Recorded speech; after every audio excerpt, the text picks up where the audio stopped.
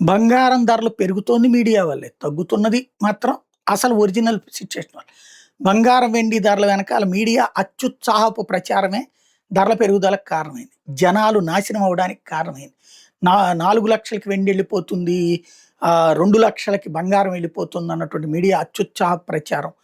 దీన్ని మన ఇండియాలో ఉన్నటువంటి పానిక్ లేకపోతే గనక ఒక గొర్రెల మీడియాని దృష్టిలో పెట్టుకుని జేపీ మార్గాన్ లాంటి వాళ్ళు, గోల్డెన్ సాక్స్ లాంటి వాళ్ళు మనకి ఏదో ఒక టిప్ పడేసి దాని ద్వారా మనల్ని ఆ ట్రాప్లోకి పడేస్తే సాధారణ ప్రజలు రూపాయి రూపాయి కోడేసుకుని లేదా అప్పు చేసి మరి వెండి బంగారం కొన్నారు.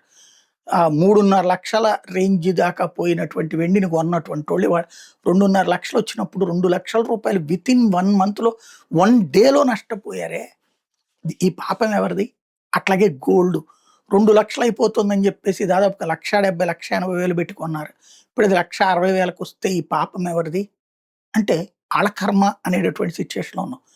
అలాగే ఇప్పుడు గ్యాసు, పెట్రోల్ పాపం ఎంతో చెప్పారు. ప్రభుత్వం కూడా చెప్పడం వల్ల అది జాగ్రత్తగా మేనేజ్ చేయడం వల్ల కంట్రోల్ అయింది. కానీ గ్యాస్‌ని కొరత. ఇప్పుడు మన ఆంధ్రప్రదేశ్‌లో నాదెళ్ల మనోహర్ గారు చెప్పారు గ్యాస్ సరఫరా ఉందని. కానీ ఎప్పుడైతే మీడియా అత్యుత్సాహ ప్రచారం చేస్తుందో పానిక్ బయ్యింగ్ పెరుగుతుంది. ఇప్పుడు నా ఇంట్లో గ్యాస్ సిలిండర్ ఉంది. ఇంకో 15, 20 రోజుల దాకా వస్తది నా లెక్క ప్రకారం. కానీ ఎప్పుడైతే గ్యాస్ బండ కొరత అంటానో ఇప్పుడు నేను బుక్ చేసేస్తా. ఇదివరకు 2 నెలలకో, 3 నెలలకో నాకు ఒక బండ అవసరం అయ్యేది. ఇప్పుడు ఒక బండ ఉన్నా సరే బుక్ చేసేస్తా. ఎందుకని? అంటే పానిక్ అన్నమాట. మళ్ళీ రేపు రాదేమో, యుద్ధం ఎప్పటిదాకా వెళ్తుందో తెలియదు అన్నటువంటి. అట్లాగా మధ్య తరగతి పేదలు ఫస్ట్ బుక్ చేసుకుంటున్నారు. ఇది ఒకవైపు. రెండో వైపు ఇదివరకేంటి మనకి గ్యాసు ఒకప్పుడు బ్లాక్‌లో ఉండేది. మేమైతే మొదట్లో బ్లాకుల్లో కొన్నటువంటి వాళ్ళం. అదే తర్వాతన మోడీ వచ్చిన తర్వాత ఒక మంచి పని జరిగింది. అసలు మనం మిస్డ్ కాల్ ఇస్తే బుకింగ్ అయిపోతుంది. అలాగే మనకి ఒకవేళ ఇంట్లో బండ అర్జెంట్‌గా అయిపోయిందంటే ఒరిజినల్ రేట్‌కే ఇచ్చేశారు. అయితే గీత ఒక రూ. 50 అడిగినటువంటిది ఉండొచ్చునేమో గాని ఒరిజినల్ రేట్‌కే ఇచ్చేశారు.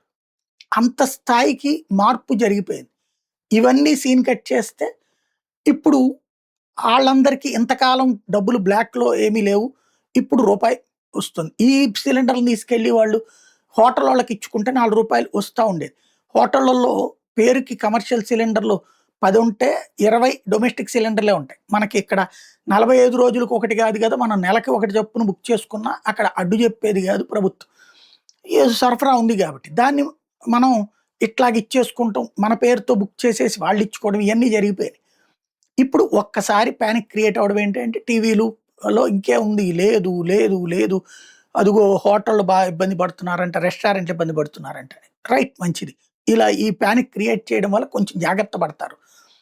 అది ఒక ఎత్తు. అయితే ఇప్పుడు అసలు సమస్య ఈ కృత్రిమ కొరత సృష్టించే వాళ్ళతో, దాచిపెట్టేసే వాళ్ళతో, దీన్ని అడ్డు పెట్టుకుని రేట్లు పెంచేసే వాళ్ళతో మీడియాకి ఏమైనా నైతిక బాధ్యత ఉంటే ఆ విషయం మీద ప్రచారం చేయగలిగితే, ఇదిగో వీడిని బ్లాక్ చేసుకుంటున్నాడు, వీడిట్లా దోచుకుంటున్నాడు, వీడు ఎక్కువ రేటుకి అమ్ముతున్నాడు అనేటటువంటిది గనక ఆ బడా బడా స్మగ్లర్లను గురించి ప్రొజెక్ట్ చేయగలిగితే బాగుంటుంది.